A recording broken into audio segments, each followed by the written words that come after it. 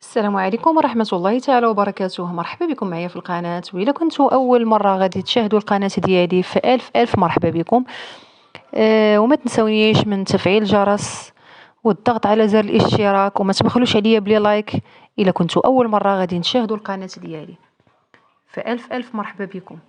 بما أننا في شهر رمضان الفضيل، اليوم أول نهار في رمضان، الله يدخلوا علينا بالصحة والعافية وطولة العمر يا ربي. المهم هذاك الشهر ديال رمضان راه دغيا كيدوز بصراحة كيجري. وراكم عارفين هو بالنسبة لي أنا من أحسن الأيام ومن أفضل الأيام، الحمد لله كيجي رمضان بخير وبرزقه، وفيه كنبقاو نتشهاو ونوجدو شهيوات، والطبلة كتكون الحمد لله عامرة، المائدة المغربية كاملة كتكون عامرة. أي بيت مغربي دخلنا عليه تيكون تبارك الله فيه كلشي موجود. غادي نوجد معكم واحد بسيطلات وواحد التحلية اللي بصراحة بسيطلات كيجيو خطيرين، وتحلية كتجي لذيذة، مقاديرها بسيطة، وبسيطلات ديال الحوت ولكن ما فيهمش الحوت، فيهم غير واحد شوية ديال الكروفيت ديال الكامرون، واحد 250 غرام فقط. المهم نبقاو في المقادير وطريقة التحضير من بعد.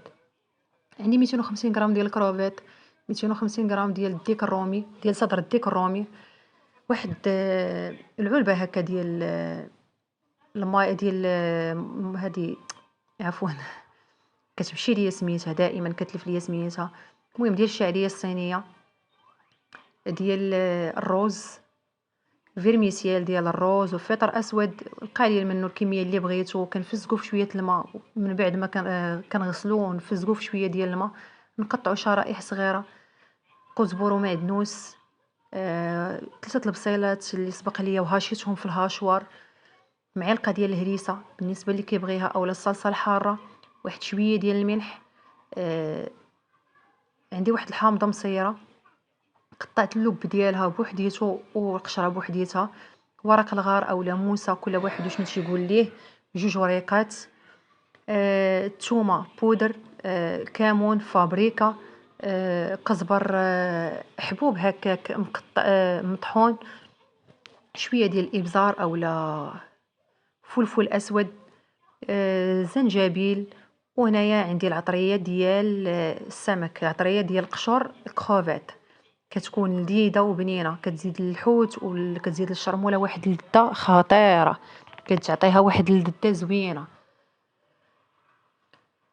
وقريصه ديال الملحه. غادي نبداو بطريقه التحضير، غادي نبداو بالكروفيت هو الاول، باش غادي يطلق لينا واحد هكا واحد لاصوص غيخليه لينا كروفيت كيجي زوين. ديما كنقولها لكم هكا، غادي نعطيكم هاد القضيه ديروها في بالكم فاش تكونوا غادي ديروا الكروفيت هكا في شي حاجه، بداو بالكروفيت هو الاول باش يخلي لكم واحد لاصوص، يخلي لكم واحد الميها هكا زوينه، بها غادي تكملوا الشرموله ديالكم كامله. هنا غادي ناخذ بقدونس، وغادي ناخذ القزبر اللي سبق ليا وقطعتهم هكا قطع رقيقه، معلقه ديال الهريسه، شويه قليل ديال الملح، قريصه الملح بحال هكا. من بعد غادي نزيد التوابل اللي عندي، القزبر مدقوق، قزبر يابس مجفف، معلقه كبيره، 2 معالق كبار ديال العطريه اولا التوابل ديال السمك، هادو ديال الكروفيت. انا كنأكد وكنعاود لكم، راه ديال قشور الكروفيت، التوابل ديال قشور ديال الكروفيت راهم احسن من التوابل الاخرين.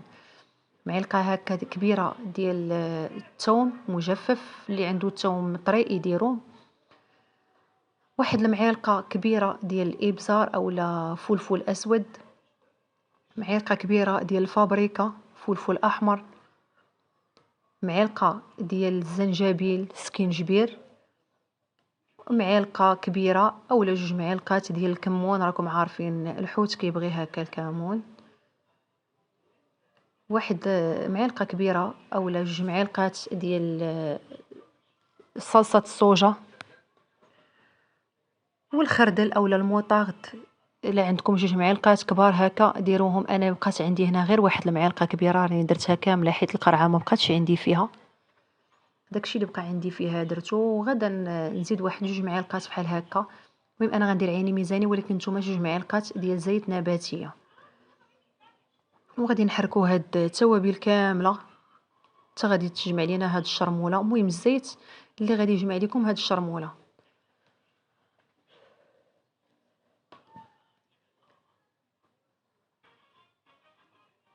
من بعد ما غادي تقاد لينا هاد الشرموله غادي نبداو كيف ما قلت لكم بالكروفيت. هو الاول غادي ناخذ المقلاة، غادي نحط فيها كروفيت، واحد معلقه كبيره تقريبا ديال زيت نباتيه، وغادي ناخذ واحد المعلقه كبيره ديال ديك الشرموله. راها كتجي خطيره، يعني اي حاجه غنطيبها بديك الشرموله. وبغيت نستغل الفرصه ونهضر لكم على هاد المقلاة العجيبه اللي بصراحه ما عمرني ما هضرت لكم عليها، راها كتجي خطيره في الطياب. انا بصراحه منين جربتها راه ما بقيتش كنقدر نطيب بلا بها.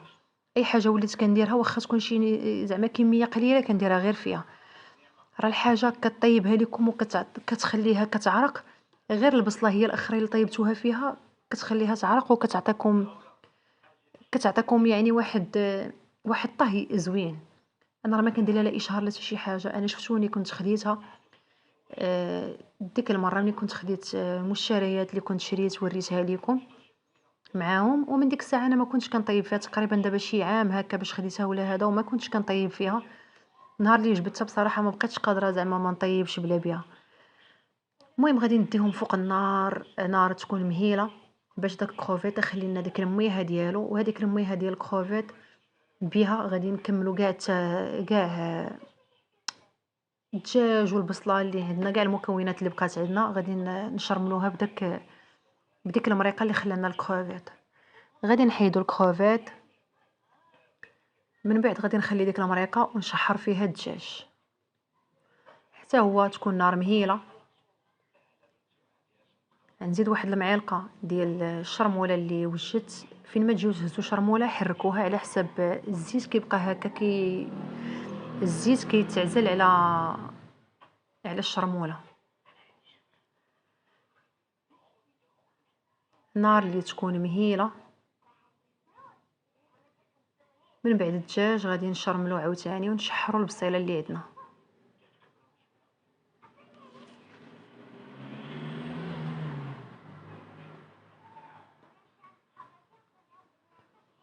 غادي نحيدو عاوتاني هذاك الديك الرومي اولا صدر الدجاج اولا صدر الديك الرومي.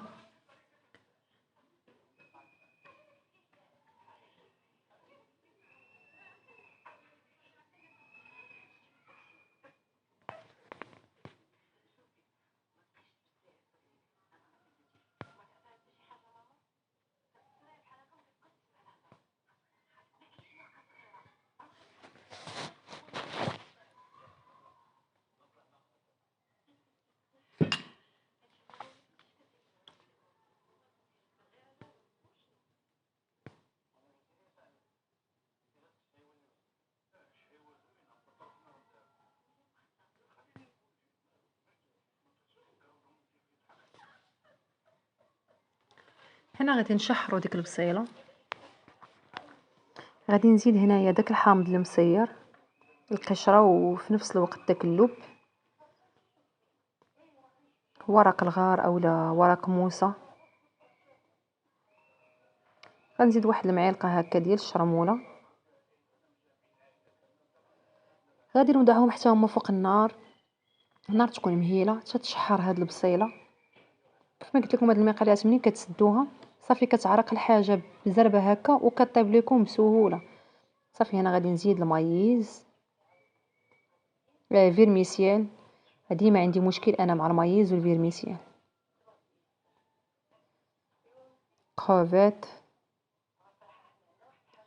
كروفيت البنات كي جا كيشهي. انا ما كرهتش تكون كديتو هكا كاع ما نديرو كاع في هاد الشرموله.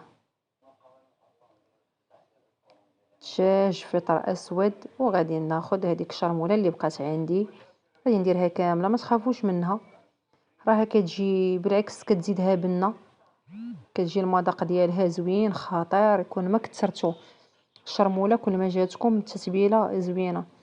هذاك ورق الغار حتى الاخر وحيدوه. غادي نزيد هنا شويه ديال صلصه الصوجه.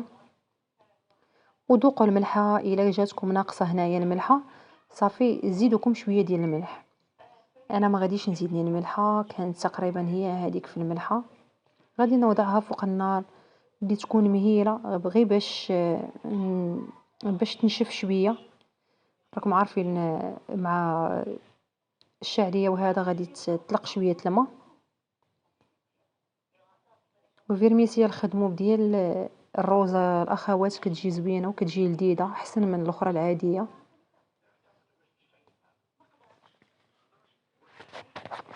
صافي هنايا غادي نكمل، غادي نصايب هنايا بسيطلات كيجيو صغارين حلوين هكا، كيجيو زوينين.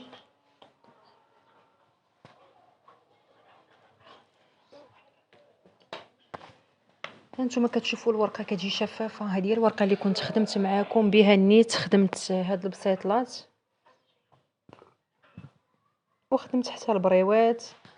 بالنسبه اللي عنده شي اناء احسن من هذا، انا هاد الزلافه عذباتني شويه، كانت غارقه هكا بزاف، ما طلعش ليا البسيطلات زوينين. حتى الاخير عاد مشيت خديت واحد، بقيت كنقلب وانا نلقى واحد الغلاقه فحال هكا فحال ديال الشكلاط، هذيك قرعه ديال الدجاج ديال الشكلاط فحال هكاك، وخدمات ليا مزيانه. المهم انا هاد الجوانب كيكونوا ناشفين شويه كنجمعهم ونقطعهم باش ما يجيونيش هكا يابسين.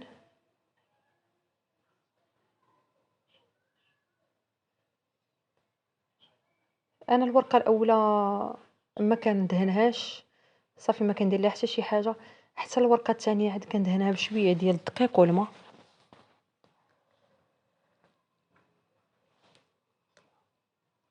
انا غنشارك معكم وحيده تشوفوها كيفاش كنصايب هاد البسيطلات، وما بغيتش نحيد لكم داك المقطع وانا كنقطع جوانب ديال الورقه باش حتى نتوما تعرفوا كيفاش تتعاملوا معاها.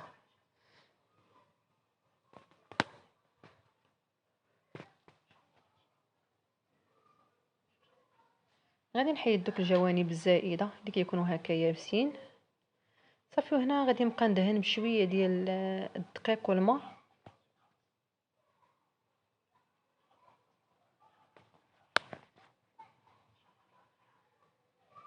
كتورقوا ودهنوا الدقيق والماء، تكملوا ودهنوا عاوتاني بالدقيق والماء.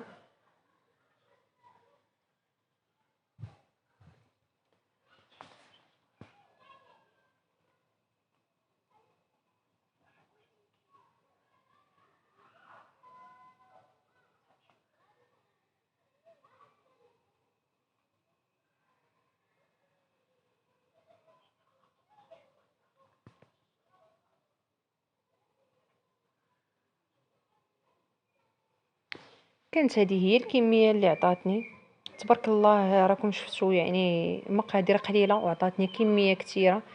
هاد الكميه ما غاديش نطيبها في نهار واحد، غادي نوزعها هكا على واحد السيمانه، حيت راكم عارفين حنا عائله صغيره. يعني واخا حنايا هكا 4 الناس، غير انا وبنتي والزوج ديالي هما اللي كناكلوا هاد الشيء. الدري باقي ما كياكلش عندي هاد الشيء ديال هكا، ما كيعجبوش هادو بزاف د الحويجات، ما كيعجبوش. داكشي علاش كنطيب كميه قليله، والله ما نطيب كميه قليله وناكلوها، ولا نطيب كميه كثيره ونلوحوها.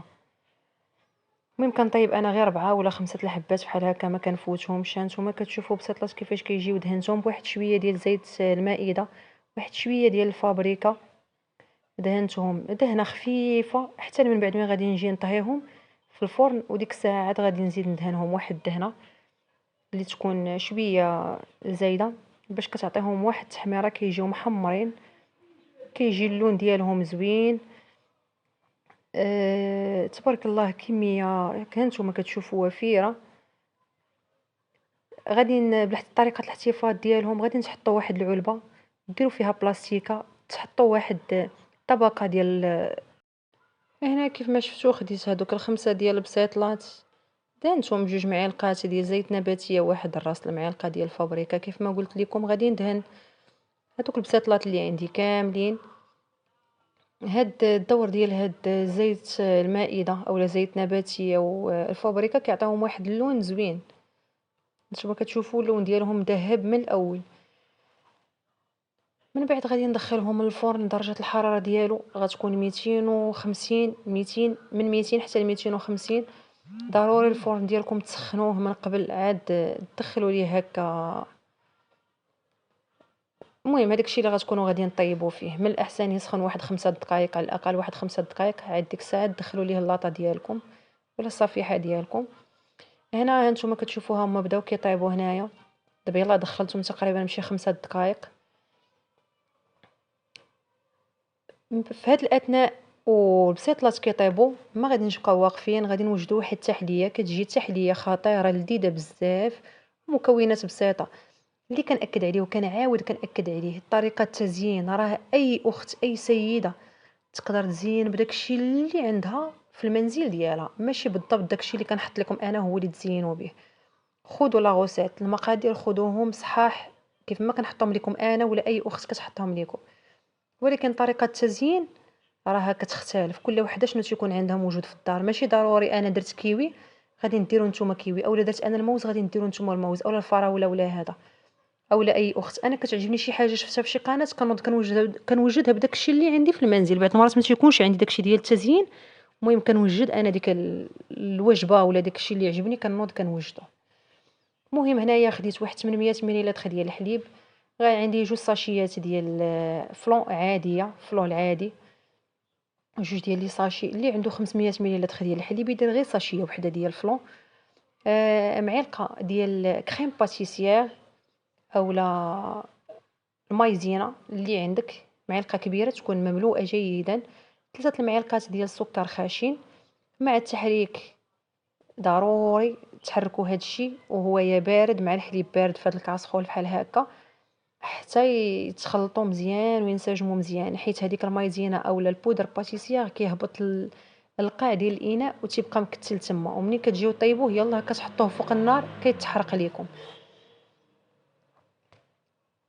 المهم غادي نستمر مزيان وغادي نحطهم فوق النار اللي تكون هادئه مع التحريك المستمر. ملي كتحطوهم في النار ما كتحبسوش عليهم من التحريك باش ما كيتحرقوش ولا كيخسروا لكم هكا في القاع. المهم هنا خديت واحد الكؤوس اولا لي طاس اللي غادي تحطوا فيهم نتوما اولا زليفات اللي غتحطوا فيهم.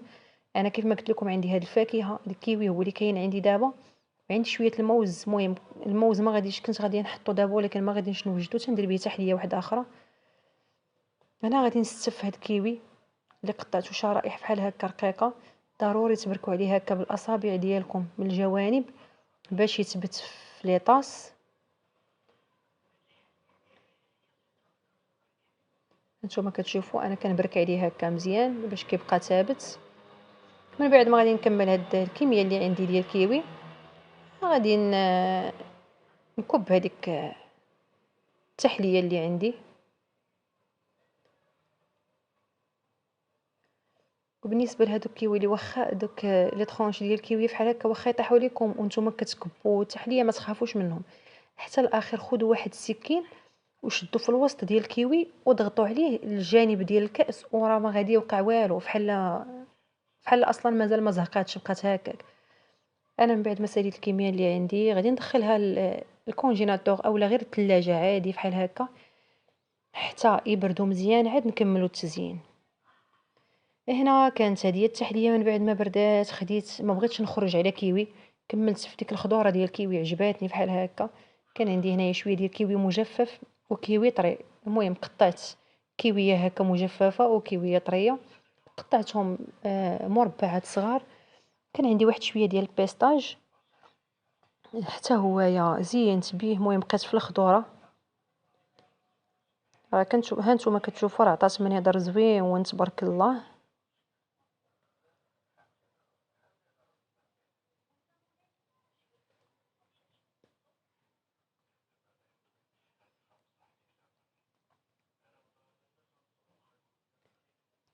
المهم ولدي واخا يبان، المهم ضروري يبان وربي كبير.